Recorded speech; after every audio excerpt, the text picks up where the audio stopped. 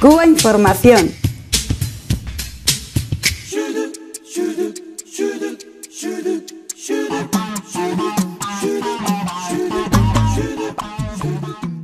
Bueno, vamos a seguir adelante con el programa, en este caso hablando de estos indicadores tan importantes de la revolución, el 49% dedicado al presupuesto a salud y educación, algo del cual nos enorgullecemos y bueno, desde luego es uno de los grandes logros de la revolución cubana y del gobierno cubano. Así que voy a pasar la palabra a mis compañeros para hablar de este tema.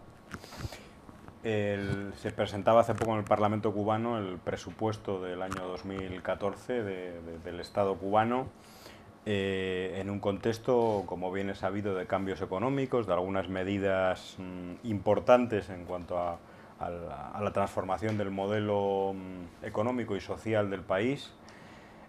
Bueno, en los últimos días escuchábamos el asunto de la liberalización de la venta de automóviles, tan polémica por los altos precios que tienen con respecto al poder adquisitivo de las personas en Cuba, etcétera. Sobre ese tema ya hablaremos con un poco más de información en los próximos programas. Y en este contexto de cambios económicos, pues hay un presupuesto que sigue garantizando el gasto social, que es un poco la esencia, la quinta esencia de la revolución, es decir, mirar hacia lo social, mirar hacia la educación y la salud y garantizar cosas como, por ejemplo, digo por poner un ejemplo, cosas que en muchos países, incluso en el primer mundo, no están garantizadas, ¿no? Por ejemplo, la asistencia estomatológica, ir al dentista, cosas que en Cuba tienen una garantía al menos mínima por parte del Estado y que en otros sitios pues nos parece casi un sueño. Tú decías que el 49% del presupuesto del Estado va a salud y educación, hay un 22% a la salud, un 27% a la educación y hay un alto porcentaje a asistencia social y otros indicadores, ¿no? Recordábamos antes el dato de mortalidad infantil, 4,2 en el año 2013, que es el menor de América, incluso inferior a Canadá e inferior a Estados Unidos, en un país, siempre lo decimos, del tercer mundo, ¿no? O sea, lo que nos parece verdaderamente un milagro. Además, en una economía como la cubana, que sigue teniendo muchísimos problemas, que ha tenido errores reconocidos, que se está tratando trata de hacer o de buscar revulsivos para la productividad, pero que sigue con problemas estructurales y sin embargo consigue cosas como esta, ¿no? Bueno, estos son algunos datos que repasábamos y como esto nos viene pues de los últimos plenarios del Parlamento cubano, a mí me gustaría recordar también las palabras con las que hemos encabezado este programa, ¿no? Una frase del presidente cubano hablando sobre que yo creo que ha pasado desapercibida en la prensa, pero que yo creo que va a tener una importancia, yo diría que trascendental e histórica, ¿no?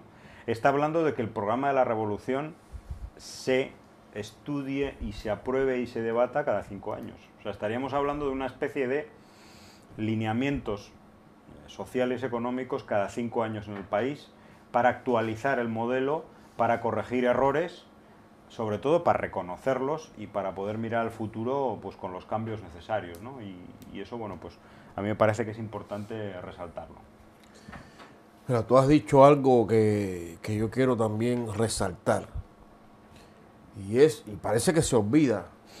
Los grandes medios en manos del capital y del imperialismo que atacan a Cuba y que han lanzado esta guerra mediática, han recrudecido, mejor dicho, esta guerra mediática contra un país, Cuba, y su pueblo, parece que olvidan eso, que Cuba es una isla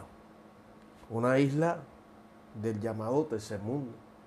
Y hay quien pone la lupa encima de Cuba y pretende, incluso hacen campañas, que es otra forma también, campañas ideológicas para tratar en esas partes blandas de la sociedad cubana, pues pescar.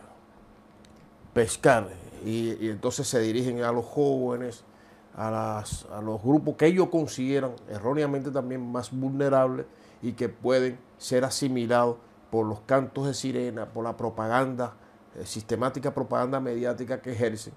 Y entonces hacen creer a algunos idiotizados que la situación que tiene el país es producto del sistema y de las políticas impulsadas por la dirección histórica de la revolución, por el partido, que si no existiera eso, pues Cuba fuera un país con un nivel de vida y de desarrollo como puede tener Suiza, como puede tener el Estado español, Francia, etcétera, etcétera.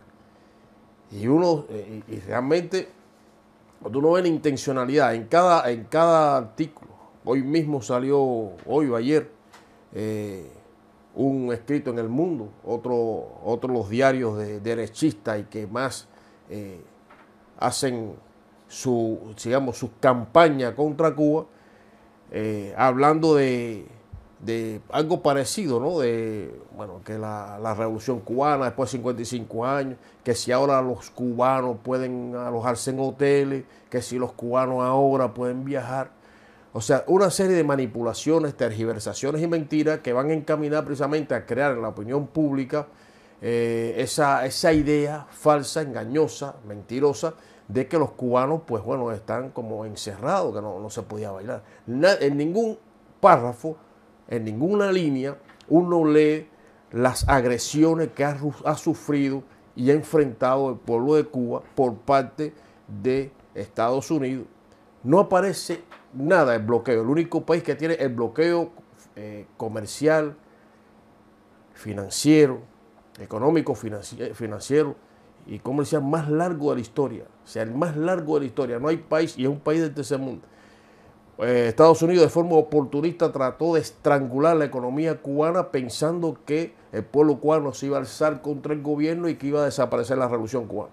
Y lo que encontró es más firmeza, más determinación, más lucha y más solidaridad también hacia otros pueblos por parte de la revolución cubana.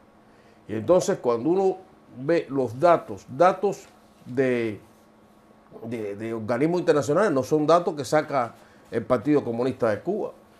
Y a pesar de la guerra sucia y a pesar de los crímenes del imperialismo al cual se suma o del cual son cómplices también la Unión Europea con su posición común, pues hay datos aquí que ya quisiera muchos países, muchos pueblos tenerlos, pero países y pueblos, para no ser tan largo, José, donde no hay una guerra económica, donde no hay bloqueo, no hay campañas, donde no hay persecución de las transacciones financieras cubanas, donde no hay planes de agresión, donde no hay implementación de terrorismo de Estado ejercido por parte de una gran potencia como Estados Unidos.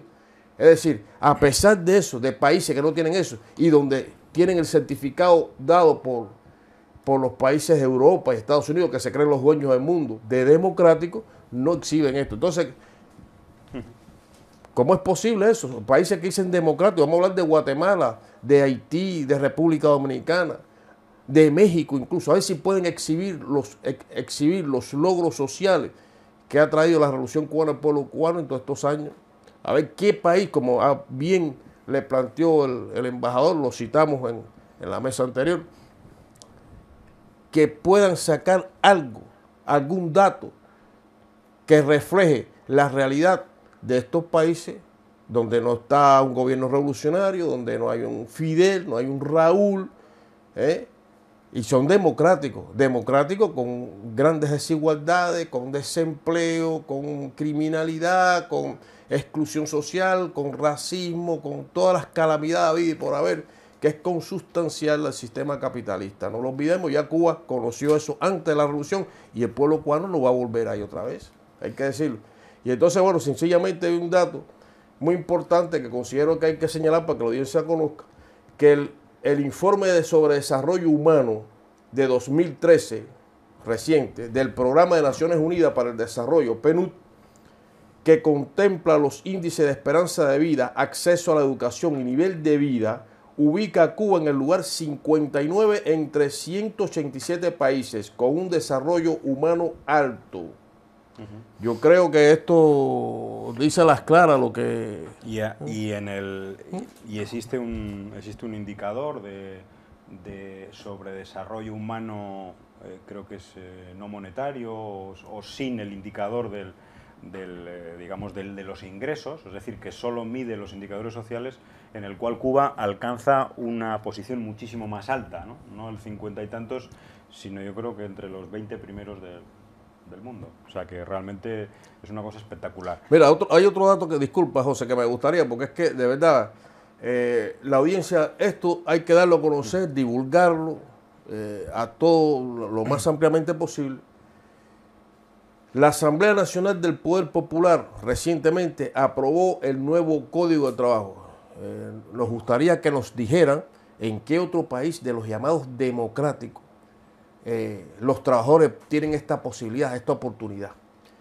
Un nuevo Código de Trabajo que fue previamente debatido por casi 3 millones de trabajadores de todos los colectivos laborales de Cuba, que generaron 171.000 planteamientos, más de 171.000 planteamientos que permitieron modificar significativamente la versión inicial. Es decir, esto constituye, y hay que, no sería ocioso decir, un ejercicio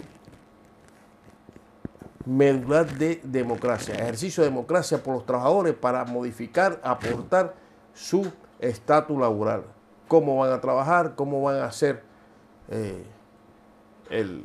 legalmente, en qué condenadas legales se va a mover la actividad laboral en Cuba. Eso no lo hemos visto, nosotros al menos no tenemos noticia de que se discuta en ninguna empresa de este país, del Estado español, ni de ninguno, y que tengan los trabajadores posibilidad de debatir las condiciones legales en que van a efectuar su actividad productiva laboral.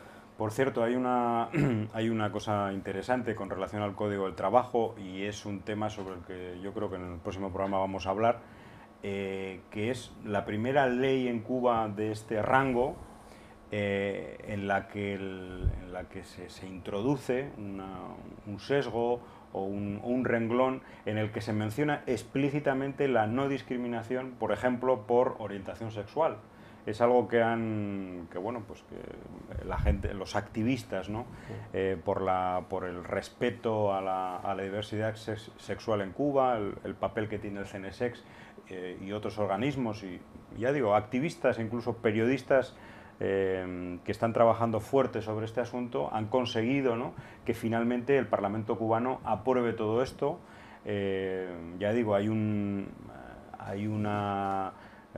varios artículos de esta nueva ley en la cual se trata de impedir directamente que en los centros de trabajo, por la vía de la contratación, por la vía de las relaciones internas laborales, se produzca la mínima discriminación por razón de orientación sexual, respecto a las personas homosexuales, etcétera, etcétera. Eso es importante resaltarlo porque son nuevas normas jurídicas que se aprueban en Cuba con planteamientos, digamos, transversales en cuanto a lo que es el respeto a la diversidad sexual.